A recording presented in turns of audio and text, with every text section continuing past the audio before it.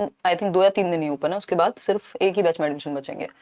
देखिए खैर क्वेश्चन लीजिए। फर्स्ट क्वेश्चन है आपके सामने, असर्शन और स्टेटमेंट वाला, रीजन वाला, जो आपके फेवरेट क्वेश्चन बन गए आजकल कुछ लोगों के। सारे लोग गलत आंसर दे देते हैं इसमें, बहुत सारे लोग। अभिकथन यानी एक कथन है, एक स्टेटमेंट है, और उसका एक रीजन यानी उसका एक तर्क है, उसका एक कारण है। ठीक है, उसका क्या है, एक कारण।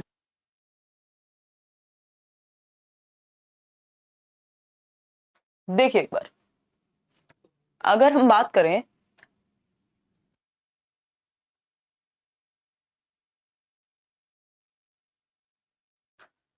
क्वेश्चन नंबर 1 की, अगर हम बात करें,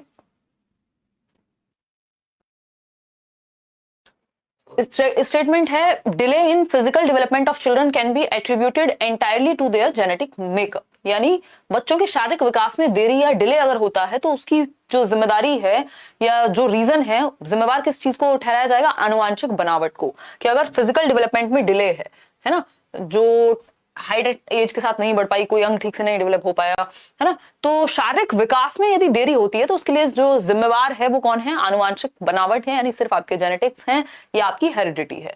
ये हुआ एक स्टेटमेंट। तो क्या ये सही है कि सिर्फ हेरिडिटी जिम्मेदार है अगर फिजिकल डेवलपमेंट में डिले होता है तो? क्यों भाई, अगर खाना ठीक से नहीं मिलेगा, डाइट ठीक से नहीं मिलेगी, न्यूट्रिशन ठीक से नहीं मिलेगा, एनवायरमेंट ठीक नहीं होगा, स्टिमुलेटिंग नहीं होगा, तो शारीरिक विकास ठीक से नहीं हो पाएगा। क्योंकि आप लोग कंफ्यूज हैं, डी कह रहे हैं आप में से 52% लोग और 28% लोग ए कह रहे हैं। देखते हैं रीजन क्या दिया है इसका। Hereditary factors are solely responsible for physical development of children, choose the correct option. यानी बच्चों के शारीरिक विकास के लिए वंशानुगत कारक ही उत्तरदायी होते हैं। ये भी गलत है बात कि शारीरिक विकास के लिए सिर्फ वंशानुगत कारक ही उत्तरदायी हैं, मतलब एनवायरमेंट का क्या कोई रोल नहीं है? बिल्कुल एनवायरमेंट का रोल है। तो ये भी फॉल्स हो गया। जब दोनों ही गलत हैं तो ए तो हो ही नहीं सकता कि both A and R are true और आर सही एक्सप्लेनेशन है ना। कुछ लोगों ने तो याद कर लिया ये ऑप्शन, वो जहां ये दिखता है उसी के साथ चले जाते हैं। Both A and R false, दोनों ही बातें गलत हैं अपनी अपनी जगह भी, और ना तो ये सही रीजन है ए का। क्वेश्चन नंबर 2 देखिएगा, पढ़िएगा question. Which of the following is an example of use of fine motor skills? निम्नलिखित में से कौन सा सूक्ष्म कौशल के उपयोग का एक उदाहरण है? एग्जाम्पल किसका? सूक्ष्म कौशल के उपयोग का उदाहरण है। बताइए, फटाफट से बताइए, फाइन मोटर स्किल्स के यूज का एग्जाम्पल। हमें पता है 2 तरह की मोटर स्किल्स हैं, एक है ग्रॉस मोटर स्किल्स जिसमें बड़ी मांसपेशियों का यूज होता है, दूसरी है फाइन मोटर स्किल्स जिसमें सूक्ष्म यानी छोटी मांसपेशियों का समन्वयन या कोऑर्डिनेशन यूज होता है। ग्रॉस है स्थूल, ग्रॉस क्या है? स्थूल, राइट। अगर हम बात करते हैं 66% लोग कह रहे हैं सी ऑप्शन, जो कि बिल्कुल सही है ना। बाकी के लोग क्यों नहीं बता पा रहे? घसीट कर लिखना, या जो हम ऐसे ही कुछ भी कीलम काटी नहीं बना देते बच्चे, दीवारों पे कुछ भी चला दिया, ऐसा है, वो भी पेन हाथ में आएगा, कुछ भी लिख रहे हैं, उसको आप पढ़ नहीं सकते। ये इतना घसीट के लिखा हुआ है कि आप इसको पढ़ नहीं सकते, ये रीडेबल नहीं होगा, है ना। तो ये स्क्रिबलिंग है। स्क्रिबलिंग क्या है? फाइन मोटर स्किल्स, उंगलियों से करेगा ना बच्चा स्क्रिबल करना। ये राइटिंग की पहली स्टेज है कि स्क्रिबल करता है बच्चा, पेन पकड़ के कुछ भी टेढ़ा मेढ़ा बनाएगा, लेकिन उंगलियों का प्रयोग करके, फिंगर्स का कोऑर्डिनेशन लगेगा, यानी फाइन मोटर स्किल्स। चलो खैर, आते हैं क्वेश्चन नंबर 3 पे। जिनको समझ आ गया बहुत बढ़िया, जिनको नहीं समझ में आया कोई बात नहीं, है ना। आजकल ऐसी ही बातें होती हैं, इंस्टाग्राम और फेसबुक पे ही रहेंगे लोग, तो क्या करेंगे, है ना। तो आगे से आपको कोई बताए कि शी इज काजल, तो प्लीज ये मत कहिएगा कि आप आईलाइनर हैं, नहीं तो ब्लॉक हो जाएंगे। खैर आगे आते हैं। जो हंसी आ रही है, मतलब आप लोग समझ भी जाते हो, हैं। चलो बहुत बढ़िया, बहुत बढ़िया, क्या बात है अभिषेक, है क्या बात। क्वेश्चन नंबर 3 देखो, which of these children would be in the middle childhood stage? Middle childhood stage यानी 8 से 13 वर्ष के आसपास की कहीं ये स्टेज होगी। लेटर चाइल्डहुड के ही आसपास रहता है ये, 1-2 साल इधर या उधर, इसी को हम मिडिल चाइल्डहुड कह देते हैं, मध्य बाल्यावस्था कह देते हैं। जब उसको लेटर चाइल्डहुड कह करके क्वेश्चन नहीं पूछना होगा तो वो मिडिल चाइल्डहुड कह करके क्वेश्चन पूछ लेगा। ठीक, अगर हम बात करते हैं मिडिल चाइल्डहुड की, अगर हम बात कर रहे हैं तो कौन सा बच्चा मिडिल चाइल्डहुड में होगा? यानी इन 4 ऑप्शंस में से किस एक एक्टिविटी को देख करके आप मानेंगे कि ये मिडिल चाइल्डहुड में होने वाले बच्चे की विशेषता है?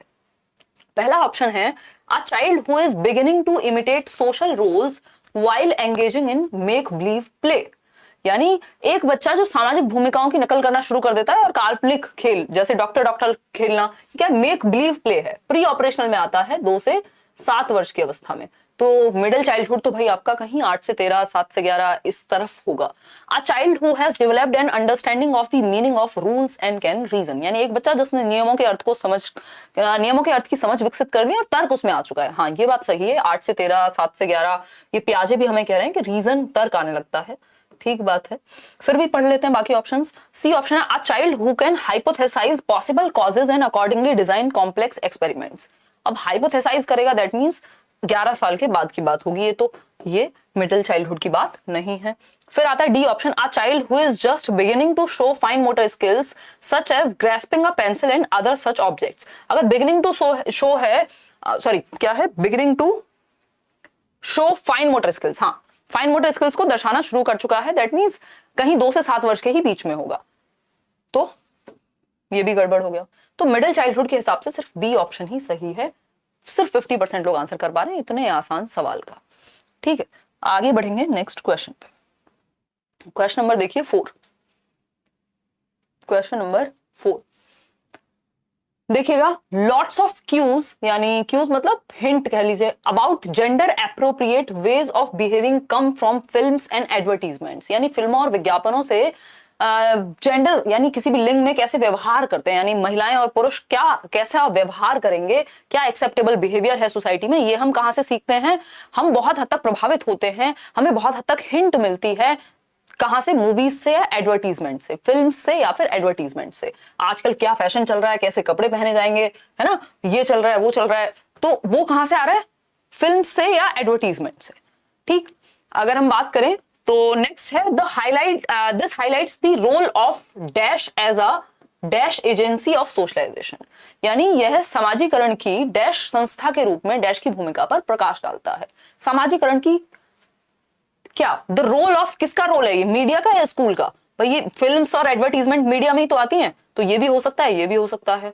फिर पढ़ते हैं, एज अ कौन सी एजेंसी, मीडिया कौन सी एजेंसी है, सेकेंडरी एजेंसी है, प्राइमरी थोड़ी हो सकती है, प्राइमरी तो फैमिली होगी, तो ये ऑप्शन यहां गलत हो गया, ये सही था।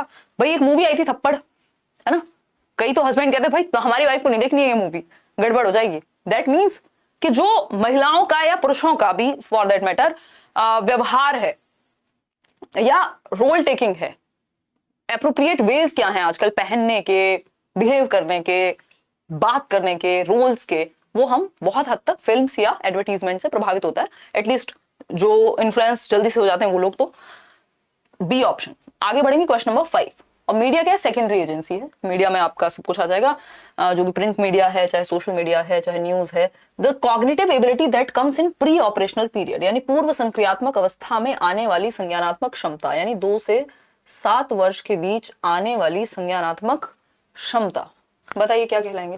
Thanks ma'am, finally you replied, I can't believe. ओहो हो अभिषेक, कितनी वाहियात बातें कर रहे थे आप, समझ में आया, सार्केस्टिकली रिप्लाई किया था वो मैंने। देखो एक बार आओ फटाफट से, फटाफट से आ जाओ। देखिए एब्स्ट्रैक्ट थॉट तो 11 साल के बाद आएगा, ये बात हमें पता है, ये ऑप्शन हट गया। हाइपोथेटिको डिडक्टिव रीजनिंग भी अगेन 11 साल के बाद आएगी। अब कंफ्यूजन बचती है बी और सी में, ability of goal directed behaviour या फिर ability to take others perspective, यानी लक्ष्य निर्देशित व्यवहार या फिर दूसरे का नजरिया लेने की क्षमता। तो लास्ट टाइम जब ये क्वेश्चन इस तरह से आया था तो इन्होंने आंसर कंसिडर किया था ability to take others perspective. वैसे तो ईगो सेंट्रिक होता है, बट 4 से 7 तक आते आते ये ईगो सेंट्रिज्म कम हो जाता है, तो उस सेंस में इन्होंने इस बार इसको कंसिडर नहीं किया।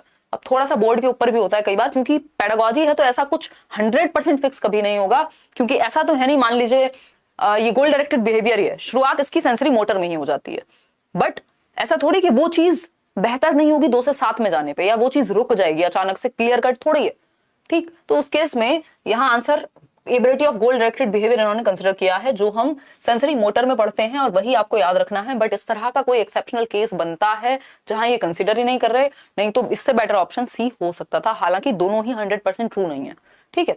तो बी के साथ ही जाएंगे, यहां पर आंसर इसी को कंसिडर करेंगे।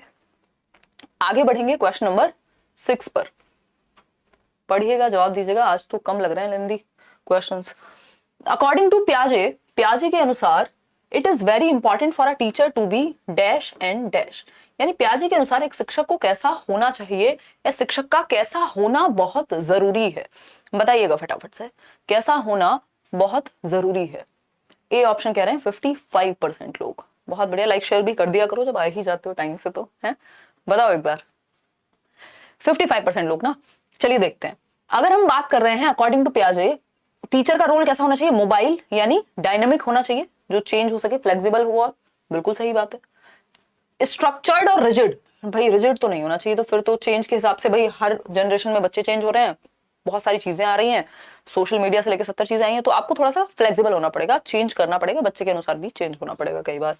एम्पैथेटिक होना चाहिए, बिल्कुल सही बात है। ट्रांसपेरेंट, ट्रांसपेरेंट ऑफ कोर्स मतलब आप होंगे ही, लेकिन इससे बेहतर ऑप्शन क्या आपको ये नहीं लग रहा है ना, ये तो अंडरस्टूड है ही।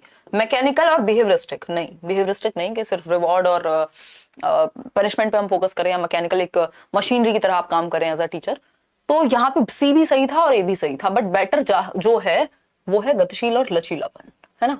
डायनेमिक हो, अब डायनेमिक होगा तो अपने आप ही जैसी सिचुएशन होगी एम्पैथाइज कर लेगा, सहानुभूति आ जाएगी, समानुभूति कहते हैं वैसे एम्पैथी को। एज अ टीचर मान लीजिए आपकी उम्र आज जैसे मैंने शुरू किया 19 साल में, अगर हम यहाँ यूट्यूब की बात कर रहे हैं डिस्कशन की, तो उस टाइम पे बहुत सारे लोग बड़े ही थे, आज भी बहुत सारे जो लर्नर्स हैं वो मेरे से एज में बड़े हैं, बट अभी होता है ऐसा कि फर्स्ट ईयर सेकंड ईयर या मुझसे छोटे लोग देखने को मिलते हैं, कभी इंटरव्यू लेती हूँ या आप लोगों से मिलती हूँ।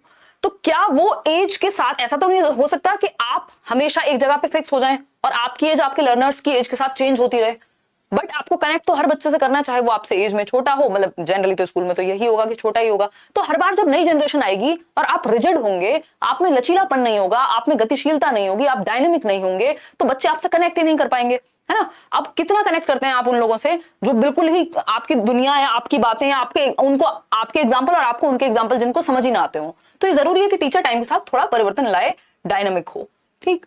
तो A option is the right answer, वो भी आजकल के बदलते जमाने में। क्वेश्चन नंबर 7 देखिए, इन दी व्यूज ऑफ लेव वाइगोस्की, वाइगोस्की के व्यूज में, भाई वाइगोस्की का क्या विचार है। वाइगोस्की के 3 ही विचार हैं, सोसाइटी, कल्चर, लैंग्वेज, इन्हीं के अराउंड सारे आंसर, इनके 99% आंसर्स आपके वाइगोस्की के सॉल्व हो जाएंगे। Questions SCL, society, culture, language, ये 3 बातें होती हैं कि भाई समाज और संस्कृति से बच्चा प्रभावित होता है, और भाषा क्या है, संज्ञानात्मक विकास में मदद करती है। ये 3 बातें वाइगोस्की मेनली कहते हैं। Cognition is independent of language, यानी संज्ञान भाषा से स्वतंत्र है, दैट मींस लैंग्वेज का कोई फर्क नहीं पड़ता आपके संज्ञानात्मक विकास पे, आपकी बौद्धिक क्षमता पे, या आपके थिंकिंग, इमेजिनेशन, मेंटल स्किल्स के डेवलपमेंट में। ऐसा तो वाइगोस्की नहीं कह रहे, language is a tool. Vygotsky कहते हैं भाषा क्या है, एक यंत्र है सीखने के लिए या संज्ञानात्मक आपकी समझ को बेहतर करने के लिए, आपके संज्ञान को बेहतर करने के लिए। फिर आता है B option, cognitive development guides language development. भाई ये तो कह रहे हैं लैंग्वेज डेवलपमेंट एक टूल है, यहां इन्होंने उल्टा लिख दिया तो हट गया। लैंग्वेज फैसिलिटेट कॉग्निटिव डेवलपमेंट, ये बात बिल्कुल सही है, भाषा संज्ञानात्मक विकास को सुगम बनाती है, यानी लैंग्वेज एक टूल है जिसकी वजह से हमारी समझ, हमारी बुद्धि, हमारा तर्क, हमारी इमेजिनेशन, बहुत सारी चीजें बेहतर होती हैं। तो लैंग्वेज क्या है, एक टूल है, ठीक। फिर आता है D option, cognitive development is not related to language development. ऐसी बात वाइगोस्की नहीं करते, पियाजे एक बार को कर सकते हैं, उन्होंने लैंग्वेज को एज सच बहुत ज्यादा महत्व नहीं दिया। तो C option is the right answer. आगे बढ़ेंगे क्वेश्चन नंबर 8 पर, पढ़िएगा एक बार। According to Lev Vygotsky which of the following factors facilitate cognitive development of children, यानी वाइगोस्की के अनुसार कौन से फैक्टर्स संज्ञानात्मक विकास में महत्वपूर्ण होंगे, ये पूछा है इन 4 ऑप्शंस में से। Cultural tools, social interaction, equilibration और रिवॉर्ड्स। सांस्कृतिक उपकरण, यानी हमारी संस्कृति हमारे संज्ञानात्मक विकास को प्रभावित करती है, ऐसा वाइगोस्की कहते हैं। सामाजिक संपर्क, जो सोशल इंटरेक्शन है, बच्चे जो सोसाइटी में कल्चर से, दोस्तों से, अपने बड़ों से, अपने टीचर्स से जो भी सुन रहे हैं, जो भी सीख रहे हैं, वो उनको संज्ञान में उनकी समझ विकसित करने में हेल्प करेगा, ये बात वाइगोस्की कहते हैं। मतलब सोसाइटी, कल्चर और लैंग्वेज। तो सोसाइटी और कल्चर यहाँ ऑप्शन में है, लैंग्वेज है ही नहीं, कल्चर भी होगा, सोसाइटी भी होगी। इक्विलिब्रेशन की बात पियाजे करते हैं, तो ये वाइगोस्की के अनुसार तो सही नहीं हुआ। रिवॉर्ड की बात बिहेवियरिस्ट यानी व्यवहारवादी करते हैं, थॉर्नडाइक, पावलोव, स्किनर, है ना, ये सारे लोग। तो सही क्या हुआ, सही सिर्फ 2 ऑप्शन है, 83% लोग सही उत्तर दे रहे हैं, बहुत बढ़िया। फर्स्ट और सेकंड ही सही है, सी ऑप्शन, ठीक है, क्योंकि थर्ड फोर्थ सही नहीं है। आगे बढ़ेंगे क्वेश्चन नंबर 9 पर। इन अ चाइल्ड सेंटर्ड क्लासरूम, एक बाल केंद्रित कक्षा कक्ष में, यानी जहां बच्चा सेंटर में है, ठीक है, बच्चे की नीड, उसके इंटरेस्ट, उसके एप्टीट्यूड के अनुसार क्लास में एक्टिविटीज होती हैं, बच्चे को जबरदस्ती दबा करके नहीं पढ़ाया जा रहा है, उसकी नीड के अनुसार पढ़ाया जा रहा है, ठीक है, उसको इंटरेस्ट आए, वो एक्टिव रहे बच्चा आता, क्योंकि कोई भी अगर ये कहता है कि स्टिमुलस रिस्पॉन्स से ट्रेन करा दो आप, तो वो है बिहेवियरिस्ट, वो कम से कम चाइल्ड सेंटर्ड तो नहीं है। वहां तो आदत डलवाने वाली बात है कि रिवॉर्ड मिलेगा इसलिए पढ़ लो, रिवॉर्ड मिलेगा इसलिए पढ़ लो। अगेन ये भी रिवॉर्ड बेस्ड है, तो ये भी व्यवहारवादी है। इज को constructed by the teacher and students. हाँ, चाइल्ड सेंटर्ड का मतलब है जहां बच्चा एक्टिव है, बच्चा सेंटर में है। सबसे ज्यादा बच्चा कहाँ एक्टिव है? यहाँ एक्टिव है। फिर भी डी ऑप्शन चूज एक बार पढ़ लेते हैं, रीड कर लेते हैं। Is dependent solely on the teacher, teacher पे डिपेंडेंट है और बच्चा पैसिव है, ये तो बिल्कुल नेगेटिव है। बच्चे का एक्टिव होना बहुत जरूरी है। अगर बात चाइल्ड सेंटर्ड की हो रही है, अगर बात किसी भी नई पॉलिसी की हो रही है, अगर बात कंस्ट्रक्टिविज्म की हो रही है, या फिर मॉडर्न एजुकेशन या प्रोग्रेसिव एजुकेशन, प्रगतिशील शिक्षा की हो रही है, कोई भी अच्छी प्रणाली आज की डेट में शिक्षा की ये नहीं चाहेगी कि बच्चा पैसिव हो, बच्चा बैठा हुआ है, वो एक्टिव रहे। वही सही उत्तर है अगर चाइल्ड सेंटर्ड एजुकेशन की, प्रोग्रेसिव एजुकेशन की या क्रिएटिविटी की, कंस्ट्रक्टिविज्म की बात कर रहे हैं तो। क्वेश्चन नंबर 10 देखिएगा, लॉरेंस कोहलबर्ग पे एक प्यारा सा क्वेश्चन है, पढ़िएगा एक बार, है ना, समय ले लीजिए, एक 3 सेकंड का समय ले लीजिए आप। Lawrence Kohlberg's theory of moral development. Kohlberg ने नैतिक विकास का एक सिद्धांत दिया है जिसमें 3 स्तर हैं और हर एक स्तर पे 2-2 अवस्थाएं हैं, यानी 6 स्टेजेस हैं टोटल और 3 लेवल्स हैं, ठीक। Do children ignore the intention of others and instead focus on the fear of authority. यानी वो कौन सा लेवल है, कौन सी स्टेज है जब बच्चे जो हैं वो इंटेंशन चोरी की तो अपनी वाइफ की जान बचाने के लिए की, है ना, वो झूठ जो किसी की जान बचाने के लिए बोला जाए झूठ नहीं होता, ऐसा कहा जाता है, हमारे जनरली चलता है इंडिया में, तो ये वैल्यू सिस्टम में है हमारे। तो यहाँ पे क्या मतलब है, इंटेंशन मैटर करेगी, बट इनके केस में इंटेंशन मैटर नहीं कर रही, बच्चा इंटेंशन नहीं देख पाएगा कि पीछे इंटेंशन क्या है। And instead focus on the fear of authority, उसको रूल्स का डर है, अथॉरिटी का डर है कि गलत किया है सजा मिलनी चाहिए, चाहे किसी भी वजह से किया हो, कोई भी इंटेंशन हो, नेगेटिव कॉन्सिक्वेंस तो आएंगे। तो ये पनिशमेंट एंड ओबीडियंस है, ये गुड बॉय गुड गर्ल है, लॉ एंड ऑर्डर है, या सोशल कॉन्ट्रैक्ट ओरिएंटेशन है? बताइए। इसमें कई लोग कंफ्यूज हो रहे हैं, है ना, कंफ्यूज हो। सोशल कॉन्ट्रैक्ट तो ये हो नहीं सकता क्योंकि समाज में क्या चल रहा है उस बारे में यहाँ बात ही नहीं हो रही, ठीक। गुड बॉय गुड गर्ल भी नहीं है क्योंकि किसी की नजर में अच्छा बनने की बात ही नहीं है, बस अथॉरिटी से डर है। ये पढ़ लीजिए एक बार, fear of authority and negative consequence, के सजा मिलेगी इसलिए बात को मानना है। यहाँ पे ये नहीं लिखा कि लॉ एंड ऑर्डर मेंटेन्ड रहना चाहिए क्योंकि रूल्स आर रूल्स, अगर रूल्स को ब्रेक करेंगे तो फिर सब ब्रेक करेंगे, ऐसी कोई बात नहीं हुई। यहाँ सिंपल है, फियर, डर की वजह से। इंटेंशन क्यों नहीं मैटर कर रही, डर की वजह से। यहाँ एक बार को कर सकती थी, ठीक है। तो पनिशमेंट एंड ओबीडियंस है, ये दंड एवं आज्ञाकारिता है। लॉ एंड ऑर्डर ये नहीं है क्योंकि लॉ एंड ऑर्डर में लैंग्वेज कुछ और होती, ये नहीं होती कि फियर ऑफ अथॉरिटी यानी अथॉरिटी के डर से। लॉ एंड ऑर्डर में आप इसलिए रूल्स फॉलो नहीं करते क्योंकि आपको चालान लग जाएगा, इसलिए भी फॉलो करते हैं क्योंकि अगर आप रूल ब्रेक करेंगे तो एक व्यक्ति अगर रूल ब्रेक करेगा तो सब रूल ब्रेक करेंगे, और रूल समाज की भलाई के लिए हैं, ठीक। तो A option is the right answer. आगे बढ़ते हैं क्वेश्चन नंबर 11 से। क्वेश्चन नंबर 11 पढ़िएगा एक बार। हार्वर्ड गार्डनर के बारे में पूछा है, the ability to use language fluently, यानी भाषा को धारा प्रवाहिता के साथ यूज कर पाना, लचीलापन जहां जैसे शब्दों को मोल्ड करने की जरूरत हो कर पाए, अपने आप को एक्सप्रेस कर पाए, ये किस प्रकार की बुद्धि के कैरेक्टरिस्टिक्स हैं, विशेषता है। यानी आप लैंग्वेज के साथ अच्छे से लैंग्वेज को यूज कर पा रहे हैं, फ्लुएंटली बोल पा रहे हैं, फ्लेक्सिबली यूज कर पा रहे हैं, मैनिपुलेट कर पा रहे हैं जहां जरूरत है, जैसे जिन शब्दों का इस्तेमाल करने की वो कर पा रहे हैं, दैट मींस आप लिंग्विस्टिकली इंटेलिजेंट हैं। सिंपल आंसर है, इसमें क्या है ना, लिंग्विस्टिक इंटेलिजेंस है, आप में भाषाई बुद्धि है, भाषिक बुद्धि है, आप भाषा में अच्छे हैं, चाहे वो टीचर हो, चाहे वो आपके क्या कह सकते हैं ओरेटर हो सकते हैं, या पॉलिटिकल जो लोग हैं वो हो सकते हैं, ठीक। तो नेचुरलिस्टिक पोइट हो सकते हैं। नेचुरलिस्टिक तो नेचर की बात होती है, पेड़ पौधों की वो है ही नहीं, स्पेशल होता है स्थान की बात होती, इंट्रापर्सनल है, सेल्फ की अंडरस्टैंडिंग। तो ए ऑप्शन ही बचता है जो एकमात्र सही उत्तर यहां हो सकता है। क्वेश्चन नंबर 12 देखिएगा एक बार। Question number 12, which of the following is not an effective strategy, कौन सी एक स्ट्रेटजी प्रभावशाली नहीं है, नॉट लिखा है, to cater to individual differences. Individual differences मतलब बच्चों में व्यक्तिगत विभिन्नताएं पाई जाएंगी, कोई भी 2 बच्चे एक जैसे या कोई भी 2 इंडिविजुअल्स दुनिया में बिल्कुल एक जैसे नहीं हो सकते, या हम सभी में अंतर पाया जाता है, चाहे वो हमारी रुचि यानी इंटरेस्ट, एप्टीट्यूड, अभिक्षमता, अभिवृत्ति, एटीट्यूड, इन सब के बेसिस पे हो, कलर, कास्ट, क्रीड, किसी भी बेसिस पे हो सकता है, but shape, size, height, weight, whatever it is, हम सभी में अंतर पाया जाता है, यानी यूनिटी इन डाइवर्सिटी की बात होगी। इंडिविजुअल डिफरेंसेस को हमें ध्यान में रखना है। अगर इंडिविजुअल डिफरेंसेस नहीं होंगे तो बच्चे क्या, हम सभी रोबोट्स बन जाएंगे, क्योंकि सब एक जैसे ही होंगे, अंतर होगा ही नहीं किसी में। ठीक है, तो कौन सा एक सही तरीका नहीं है अगर आप व्यक्तिगत विभिन्नताओं से डील करना चाहते हैं क्लासरूम में?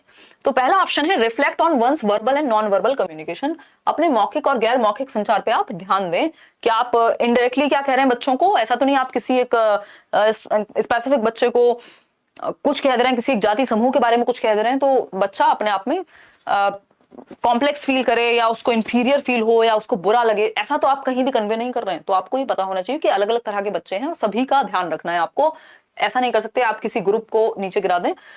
Recognise and respect differences. हाँ, आपको अंतर जो है या डिफरेंसेस जो है, विभिन्नताएं जो है, उनको पहचान के उनको रिस्पेक्ट करना है कि हाँ, अंतर होना स्वाभाविक है।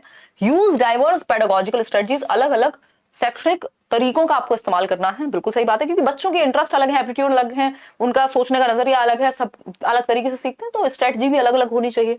Identify deficits in students and correct them. भाई आप बच्चे में कमियां ढूंढ के और उनको करेक्ट करेंगे, दैट मींस आप लेबल कर रहे हैं बच्चे को, आप पॉइंट आउट कर रहे हैं जो आपके लिए नेगेटिव हो सकता है। तो डी ऑप्शन एकमात्र सही है, बाकी सारे बेहद पॉजिटिव वर्ड्स हैं। इनके कंपैरिजन में डी ही गड़बड़ है कि आप बच्चे में डेफिसिट ढूंढने, ये नहीं होता। वो लर्निंग की प्रोसेस में अपने आप आ जाएगा और ठीक होगा। ऐसा नहीं आप पर्टिकुलरली पॉइंट आउट करके बच्चे में कमियां ढूंढे और फिर उसको क्या करें, कहें कि अच्छा अब ठीक करो, वो गड़बड़ हो जाएगी। बाकी तीनों के हिसाब से जो नेगेटिव है वो सिर्फ डी ही है। ये भी उतना नेगेटिव यहां लिखा नहीं उस भाषा में, लेकिन फिर भी है, उस तरफ ही इशारा कर रहा है कहीं ना कहीं। क्वेश्चन नंबर 13 देखिए, बेसिकली हमें ना बेस्ट ऑप्शन चूज करना होता है, चार में से कोई एक ही सही उत्तर होगा, तो जो बाकियों से बेहतर है वो सही है। ठीक है जी। ये कौन है जो रेनबो भेज रहा है इतने? फर्स्ट मैं लाइक एक डॉल मिलने पर गिफ्ट के रूप में एक 4 साल की बच्ची, ओ राहुल है तो बच्चा है, देख लो मैं भी कितनी स्टीरियोटिपिकल हूँ। डॉल मतलब मेरे भी दिमाग में यही आया कि 4 साल की बच्ची को डॉल मिली होगी।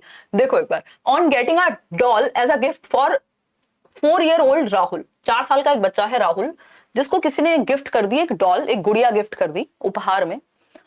राहुल ने कहा मैं इसका क्या करूंगा, what will I do with this, boys do not play with dolls. लड़के जो हैं वो गुड़ियों से नहीं खेलते हैं, वो तो गुड्डों से खेलेंगे, जिसके साथ भी खेलेंगे, है ना, वो तो बंदूक से खेलेंगे या वो तो किसी और चीज से खेलेंगे।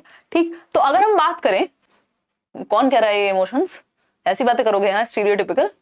देखो एक बार, अगर हम बात करें तो लड़के गुड़ियों से नहीं खेलते हैं, यह क्या दर्शाता है बताओ एक बार, फटाफट से बताओ। जेंडर रेलिवेंस है, ये प्रासंगिक है? बिल्कुल भी नहीं है। जेंडर डिस्क्रिमिनेशन है? हाँ कुछ हद तक कह सकते हो। जेंडर स्टीरियोटाइप है? बिल्कुल है। जेंडर इक्विटी है कि आप नीड के हिसाब से समझ रहे हैं, नीड के हिसाब से कहां समझ रहे हैं।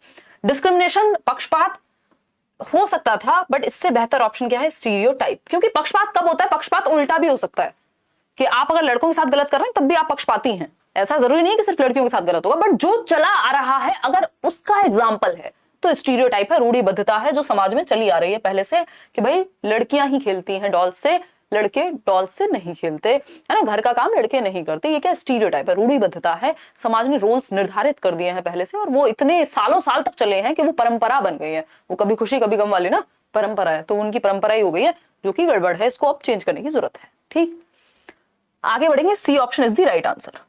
आगे बढ़ेंगे, क्वेश्चन नंबर 14 देखिए। Question number 14, assessment for learning, यानी आप इंश्योर करना चाहते हैं कि असेसमेंट फॉर लर्निंग यानी सीखने के लिए आकलन, यानी लर्निंग के लिए जो असेसमेंट है वो अच्छा होता है कि आपको फीडबैक मिलेगा, इसलिए आप असेसमेंट कर रहे हैं, टीचिंग लर्निंग प्रोसेस के दौरान ही कर लेंगे, बजाय कि assessment of learning. Assessment of learning है आफ्टर जो भी आपकी लर्निंग प्रोसेस हो गई है उसके बाद, कह लीजिए एक हद तक, या आपको जांचने के लिए या सबमिटिव असेसमेंट का हिस्सा है, फीडबैक के लिए नहीं, एक तरह से जजमेंट के लिए होता है। ठीक है, बहुत बढ़िया प्रिंस, आप कहने आप बहुत अच्छा पढ़ाते हैं। हाँ, मैं हंसी मजाक में डिस्कशन की कोशिश करती हूँ, बहुत दिनों से ज्यादा सीरियस हो रही थी मैं, तो लास्ट 1 वीक में मेरे मूड में परिवर्तन थोड़ा सा आपको दिख रहा होगा आप लोगों के कहने पे। देखिए एक बार, तो अगर हम बात करें तो पहला ऑप्शन है focus solely on the cognitive capabilities of the learners, यानी शिक्षार्थियों की केवल संज्ञानात्मक क्षमताओं पर ध्यान केंद्रित करें। नहीं भाई, असेसमेंट फॉर लर्निंग में आपको सारे एस्पेक्ट्स देखने हैं, सिर्फ दिमाग क्यों। Incorporate assessment into the daily process of teaching learning, ये बात तो सही है कि असेसमेंट क्या होना चाहिए, डेली टीचिंग लर्निंग प्रोसेस में इंक्लूड हो जाना चाहिए, ताकि बच्चे को डर ना लगे, उसको टेंशन भी ना हो कि कोई टेस्ट हो रहा है। ठीक। Give importance to teaching through the method of direct instruction only, ये टीचर सेंटर्ड मेथड हो जाएगा। पे एम्फेसिस ऑन कंपैरिजन अमंगस्ट, भाई बच्चों को कंपेयर क्यों करना है आपको, बच्चे को उसकी अपनी प्रीवियस परफॉर्मेंस से कंपेयर कर सकते हो, दूसरे बच्चों से नहीं। ठीक है, तो B option is the right answer कि आप असेसमेंट को, आकलन को शिक्षण अधिगम की दैनिक प्रक्रिया में इस तरह से इंक्लूड कर लीजिए। इसीलिए इसको हम असेसमेंट फॉर लर्निंग कहते हैं कि आप आकलन कर भी रहे हैं तो किस लिए, कि आपको फीडबैक मिल जाए, आप बेहतर तरीके से सिखा पाए बच्चे को। तो वो टीचिंग लर्निंग प्रोसेस में ही आकलन की प्रक्रिया यहां जुड़ी रहेगी। ऐसा नहीं होगा कि अलग से बाद में टेस्ट का डर बिठा के आपने टेस्ट लिया। क्वेश्चन नंबर 15 देखिए, लास्ट क्वेश्चन है आज के लिए, आज हम 15 ही क्वेश्चन करने वाले हैं। Question 15 says critical thinking in children can be promoted by asking questions such as, यानी किस तरह के क्वेश्चंस पूछने से समालोचनात्मक चिंतन, क्रिटिकल थिंकिंग क्या है कि आप जस्ट किसी बात को मान ना लें, उसको सभी एस्पेक्ट्स में देखें, उस पर लॉजिक लगाएं, है ना, फैक्ट्स देखें, ये सारी बात। अरे यार, was the forest rights act passed, अगर आप ये पूछेंगे बच्चों से कि जो वन अधिकार अधिनियम है किस वर्ष पास हुआ था, तो वो चुपचाप से बता देंगे 2007, या जो भी एक वन वर्ड आंसर होगा इसका। तो इसमें कोई क्रिटिकल थिंकिंग लगी ही नहीं है, तो बस रिकॉल लगा, जो याद था वो बता दिया। What is the sum of three, यहाँ पे आपने अगर फाइंड आउट करने को कहते तब भी सोच लेते, what is the sum of three angles of a triangle. अब इसमें भी जो फैक्चुअल नॉलेज है वो लगेगी कि त्रिभुज के तीनों कोणों का जो योग है वो क्या होगा। फिर है name the various layers of earth's atmosphere, इसमें भी रिकॉल पावर लगेगी जो उन्होंने याद किया हुआ है। क्रिटिकल थिंकिंग में आपको सोचना पड़ेगा, पहले से कोई फिक्स्ड आंसर नहीं होता, सिर्फ डी ऑप्शन ही बचता है। फिर भी हम पढ़ेंगे जरूर कि ये सही भी क्यों है। Design and experiment prove that seeds need air for germination, यानी बीजों को अंकुरण के लिए हवा चाहिए होती है। जो सीड्स हैं वो बीज अंकुरित तभी होंगे या तभी वो बढ़ पाएंगे जब हवा होगी, ऑक्सीजन होगी।